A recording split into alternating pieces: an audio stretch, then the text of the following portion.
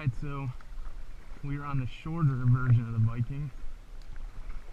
Viking Profish Lite. So I think it's about more than a foot shorter. Same kind of setup here. Let's get right to it. Speed. So again, it's starting really nicely. We're barely moving there. And oh yeah, just considerably slower than the reload. Obviously that foot and some is going to be a lot slower, but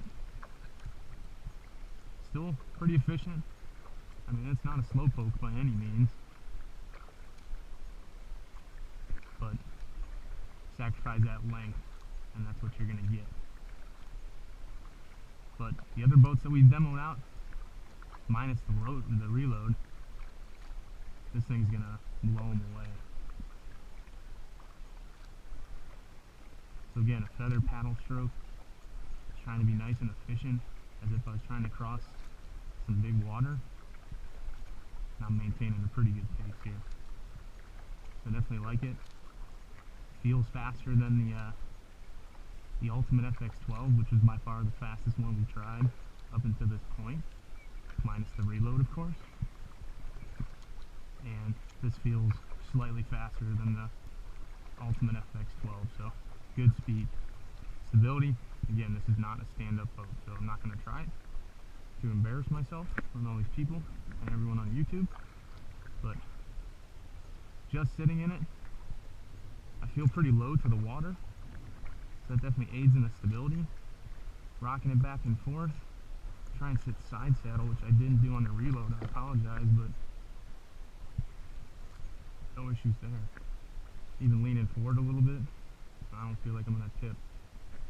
So there's the guy in the reload, he was just doing that.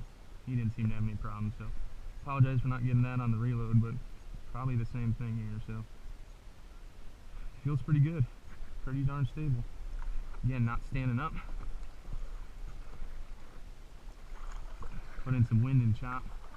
Sure we could better assess it, but for flat water, I can't say I'm nothing but impressed here, so going into a turn, I'll lean a little bit. I know, yeah, hull's just biting in. Pretty rock solid there. Comfort. I am not comfortable. Again, I am sitting on hard plastic. Now it does, the boat is definitely designed to have your butt low and your knees up a little higher. Got a nice little hump on the center here, and my legs are nice and low as you get into footballs. Not the greatest of foot braces, but they'll get the job done here. So again, comfort on the Vikings are a little hard to determine until you get a decent seat on it, but with a decent seat I don't think you'd have many problems. But it's hard to choose between, you know, the sit on the deck design versus the frame seat. So Feel Free Lure, Old Town Predator 13, Native Slayer, Ultimate 12 FX, you know, those seats, I mean, you can just tell from when you sit in them, you're going to be all day comfortable on this. I don't know.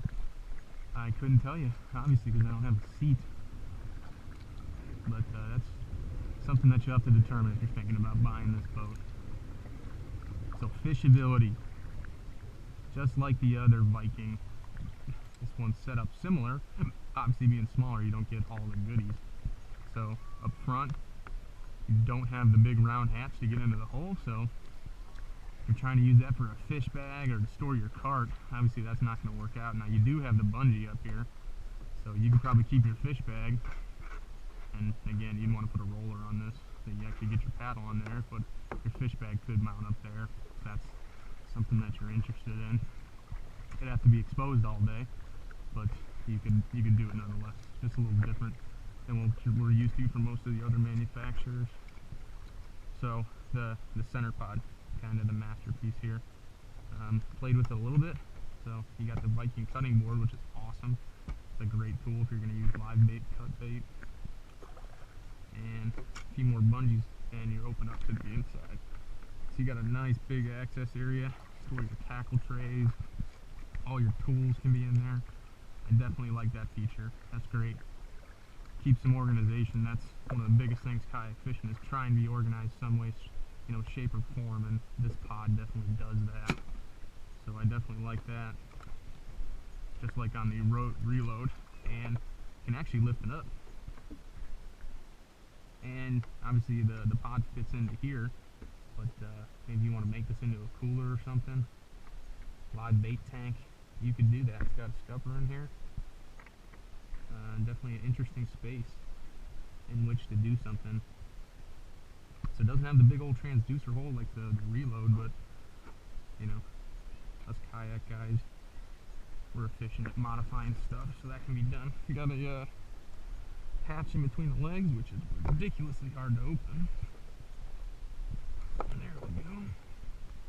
There you go, nice O-ring seal. Got a bucket in there, and then there's some access to the hole if you need it. There you go. Pretty big tank well back there. Plenty of room to fit your crate or whatever you use. Got some brass inserts as well. And some paddle keepers on the side. So overall, I really like this boat.